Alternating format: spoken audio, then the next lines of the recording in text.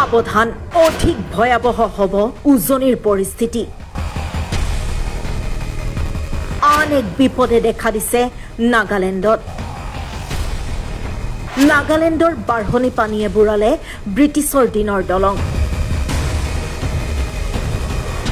ডাৱৰ বিস্ফোৰণ কিমান ভয়ানক হ'ব পাৰে উজনি অসমলৈ নামি অহা প্ৰলয়ংকাৰী বান তাৰে উদাহৰণ এই মাহৰ মাজভাগতে নাগালেণ্ডৰ মনজিলাত ঘটিছিল এক ভয়ানক ডাৱৰ বিস্ফোৰণ এই ডাৱৰ বিস্ফোৰণে নাগালেণ্ডৰ পাহাৰীয়া ঠাইত আনিছিল ভয়ংকৰ ধ্বংসলীলা এই ডাৱৰ বিস্ফোৰণৰ বাবে নাগালেণ্ডৰ ঠায়ে ঠায়ে তীব্ৰ ভূমিস্খলন সংঘটিত হৈছিল এতে লেণ্ডশ্লাইড হৈ কেনে খৰখান এনাই বিয়া হৈছে আৰু মানুহটো 8টা মৰি যাইছে এতিয়া তাকতো 6 পাই কেনে তো এটা পা নাই কৈছে তো 3 দিন হোৱা আছে আজি মতা খান কিমান আছে সব ওলাই কেনে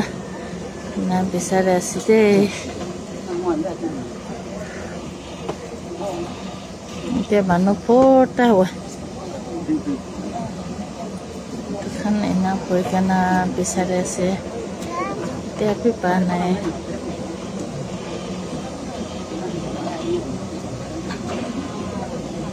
ইয়াৰ পাছতে নাগালেণ্ডৰ বান বিভীষিকাই গ্ৰাস কৰিছিল উজনি অসমৰ 3খনকৈ জিলা দিখৌ নদীয়ে প্ৰত্যক্ষভাৱে নাগালেণ্ডৰ পানী পাহাৰৰ মাটি গ্ৰহণ কৰাৰ বিপৰীতে পৰোক্ষভাৱে ভোগদৈ আৰু দিচাঙে দিখৌৰ যোগেদি এই ভাৰ ল'ব লগা হৈছে ইয়াৰ ফলত যোৰহাট শিৱসাগৰ চৰাইদেউৰ বান পৰিস্থিতি আজিৰ তাৰিখতো অপৰিৱৰ্তিত নাগালেণ্ডৰ এই ডাৱৰ বিস্ফোৰণৰ সম্পৰ্কত মুখ্যমন্ত্ৰী ডক্টৰ হিমন্ত বিশ্ব শৰ্মাই জনায় যে ডাৱৰ বিস্ফোৰণ হোৱা মাত্ৰকে অসমক এলাৰ্ট কৰি দিছিল নাগালেণ্ড চৰকাৰে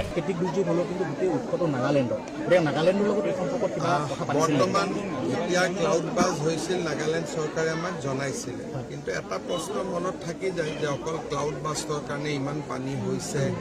নে তাতে আন কিবাও কথা আছে গতিকে অকল কেইটামান দিন পিছত তাতো মানুহৰ ক্ষতি হৈ আছে কেইটামান দিন পিছত নাগালেণ্ড চৰকাৰৰ লগত আমি কথা পাতিম কাৰণ